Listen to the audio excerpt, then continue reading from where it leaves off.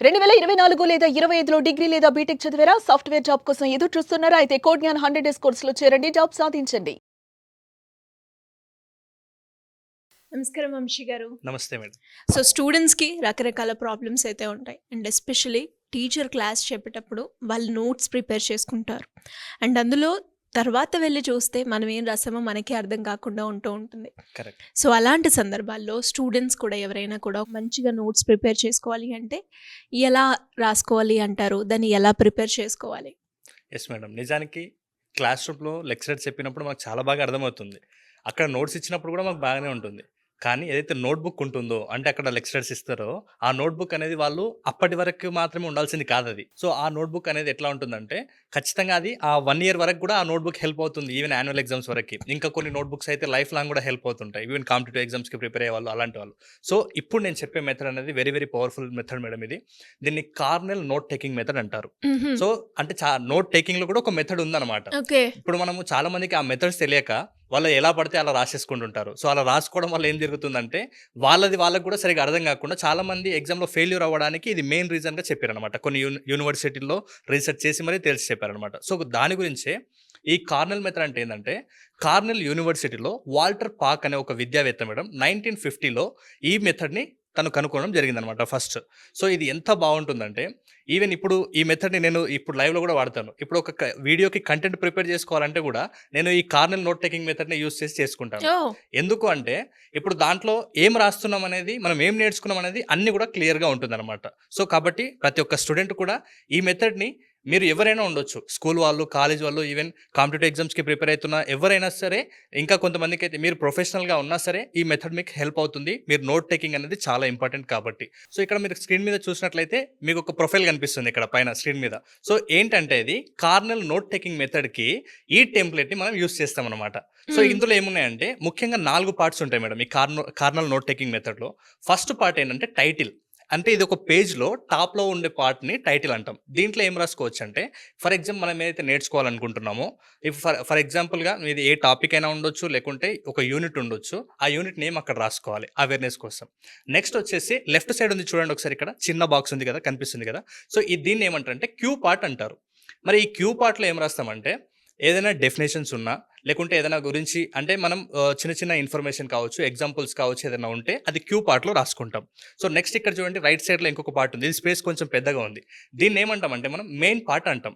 ఈ మెయిన్ పార్ట్‌లోనే మనకు కావాల్సిన ఆన్సర్ కావచ్చు, లేదనుకుంటే ఇంతకుముందు ఇక్కడ ఎగ్జాంపుల్స్ అన్నది మాత్రమే రాస్తాం ఇక్కడ క్యూ పార్ట్‌లో. ఆ ఎగ్జాంపుల్ ఏందనేది ఇక్కడ మెయిన్ పార్ట్‌లో రాస్తాం. ఇక్కడ next first part title, second చిన్న పార్ట్ ఉంది కదా! అది క్యూ పార్ట్. ఇక్కడ మెయిన్ పార్ట్ ఉంది. డౌన్‌లో ఏదైతే ఉందో, ఈ డౌన్‌లో ఉన్నదాన్ని సమ్మరీ పార్ట్ అంటారు. ఈ సమ్మరీ పార్ట్‌లో ఏం రాసుకుంటామంటే, ఇది చాలా చాలా ఇంపార్టెంట్ అనమాట. ఇప్పుడు టైటిల్ అనేది మనకు అర్థమైపోతే మనకి ఈజీగా నేర్చుకుంటాం. క్వెషన్ అనేది క్యూ పార్ట్‌లో రాసుకుంటాం. ఇక్కడ మెయిన్ పార్ట్ ఏదైతే ఉందో అది కూడా రాసేస్తాం. ఈడ సమ్మరీ ఎందుకు ఇంపార్టెంట్ అంటే, ఇప్పుడు ఓవరాల్‌గా ఈ కంటెంట్ ఏదైతే నువ్వు అక్కడ పొందుపరిచావో, అంటే ఓవరాల్‌గా నువ్వు అది క్లాస్ రూమ్‌లో టీచర్ లెసన్ చెప్పేటప్పుడు ఉండొచ్చు, లేదనుకుంటే నీ సెల్ఫ్‌గా నువ్వే నోట్స్ ప్రిపేర్ చేసుకునేటట్టు ఉండొచ్చు, లేదనుకుంటే కాంపిటీటివ్ ఎగ్జామ్స్‌కి ఈ టాపిక్ ఇంపార్టెంట్ అనుకున్న టాపిక్ అయినా ఉండొచ్చు. అయితే ఇదన్నింటికి కూడా ఈ టాపిక్ నుంచి నీకేమర్థమైంది అనే దానికి ఒక చిన్న మనంతట మనకు సెల్ఫ్‌గా ఒక చిన్న అవేర్‌నెస్ వచ్చినటువంటి పాయింట్స్, కొన్ని రియలైజేషన్ పాయింట్స్ ఉంటాయి. సో, ఆ పాయింట్స్‌ని మనము ఆ సమ్మరీలో రాసుకోవాలి. ఇది మెయిన్ పాయింట్ అక్కడ. ఇప్పుడు ఎలా ఉంటుందంటే, ఈ సమ్మరీని మీరు జస్ట్ ఒకసారి చెక్ చేసుకుంటే, ఒకసారి రివైజ్ చేసుకుంటే, ఓవరాల్‌గా ఆ అంత కాన్సెప్ట్ కూడా మీకు క్లియర్‌గా ఐడియా రావాలి. ఐడియా వస్తది కూడా. సో, దీనికి సంబంధించి ఒక చిన్న ఎగ్జాంపుల్ చూద్దాం. ఇప్పుడు ఫర్ ఎగ్జాంపుల్ న్యూటన్ లాస్ ఉన్నాయి మేడం. సో, ఇప్పుడు టైటిల్ దగ్గర న్యూటన్ లాస్ అని పెట్టుకుంటాం. ఇప్పుడు ఫస్ట్ టైటిల్ అయిపోయింది. న్యూటన్ లాస్ గురించి మనం నేర్చుకుంటున్నాం. న్యూటన్‌వి 3 లాస్ ఉంటాయి. దాంట్లో ఫస్ట్ ఇక్కడ నేను క్యూ పార్ట్‌లో ఏం చేస్తున్నా అంటే, న్యూటన్ ఫస్ట్ లా అని రాస్తున్నా. అక్కడ మనకు దేని గురించి చెప్తుంది? ఇనర్షియా గురించి చెప్తుంది. సో, ఇక్కడ ఫస్ట్ పార్ట్ ఏముంది మేడం? న్యూటన్ ఫస్ట్ లా అని నేను రాస్తాను ఇక్కడ క్యూ పార్ట్‌లో. ఎందుకంటే క్వెషన్ కాబట్టి. ఇక్కడ మెయిన్ టాపిక్‌లో నేను ఏం రాస్తున్నా అంటే, అక్కడ ఫస్ట్ లా ఏం చెప్తుంది? ఇనర్షియా గురించి చెప్తుంది. సో, నేను ఫస్ట్ అక్కడ రాస్తున్నాను. అంటే ఇప్పుడు ఫర్ ఎగ్జాంపుల్ నెక్స్ట్ కింద ఏం రాస్తాను?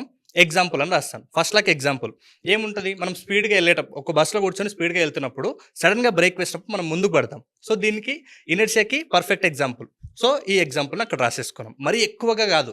అంటే మొత్తం ఆ నోట్‌బుక్ అంతా నింపేయడము, తర్వాత మనం ఏం చదువుతున్నామో మనకే అర్థం కాకుండా ఉండడం అది కాదు. ఇప్పుడు నేను ఎంత సింపుల్‌గా చెప్పినా ఫస్ట్ మెథడ్ ఏం చెప్తుంది? దాని ఎగ్జాంపుల్ ఏంటి? నెక్స్ట్ సెకండ్ లా ఏముంది? నెక్స్ట్ ఇక్కడ క్యూ పార్ట్‌లో రాసుకోవాలి. న్యూటన్ సెకండ్ లా ఏముంటది? దాని గురించి F = ma అనే ఫార్ములాని గురించి దాన్ని చెప్తుంది.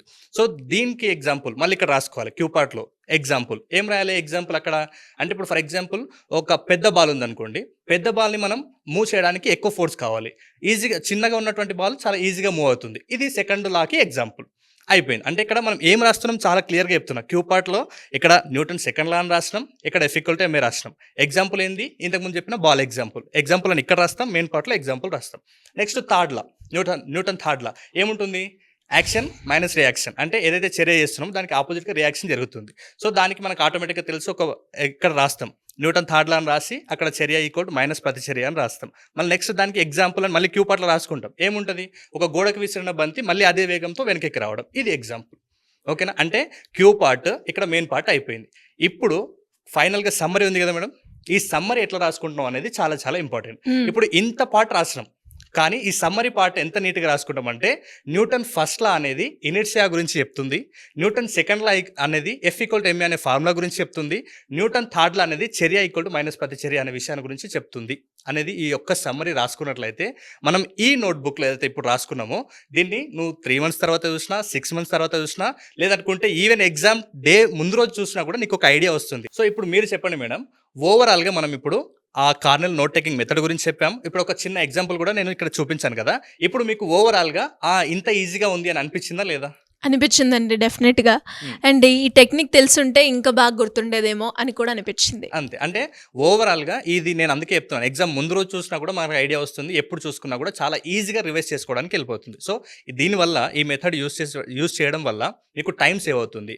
ముఖ్యంగా ఏదైతే మనం చెప్పాలనుకుంటున్నామో దాని మీదనే కరెక్ట్గా ఫోకస్ చేస్తాం, అంటే మెయిన్ పార్ట్ మీదనే మనం ఫోకస్ చేస్తాం. ఎందుకు, సమ్మరీ బాగా ఈజీ వేలో ఉంది కాబట్టి ప్రతి ఒక్కరు కూడా ఇలా మీరు నోట్స్ ప్రిపేర్ చేసుకున్నట్లయితే ఎలాంటి టెన్షన్ లేకుండా మీ నోట్బుక్స్ ఈవెన్ ఇప్పుడు కొంతమంది ఉంటుంది, సార్ నోట్స్ మనకు క్లాస్లో చెప్పేటప్పుడు మనకు అర్థం ఎంత స్పీడ్గా మేము ఇదంతా చేయలేం కదా, ఓకే నో ప్రాబ్లం. మీరు ఇప్పుడు క్లాస్లో ఎలాగైతే రాసుకుంటారో తర్వాత మీకు ఎలాగో టైం ఉంటుంది కదా, ఎగ్జామ్కి మీరు ప్రతిరోజు మీకు టైం ఉంటుంది, దాంట్లో ఒక టాపిక్ తీసుకోండి, ఇలా ఒక ప్రిపేర్ చేసుకోండి, లేదనుకుంటే సపరేట్గా ఒక నోట్స్ పెట్టి చేసుకోండి కదా. దీనికి ఎలాంటిది అంటే ఎక్కువ స్ట్రెస్ తీసుకోవడం లేకుంటే ఎక్కువ పేజీలు రాయడం కూడా ఏం లేదు. ఏదైతే అక్కడ మెయిన్ ఉంటుందో దాన్ని మనం ఈజీగా మన లాంగ్వేజ్లోకి కన్వర్ట్ చేసుకొని నేర్చుకుంటున్నాం అనమాట.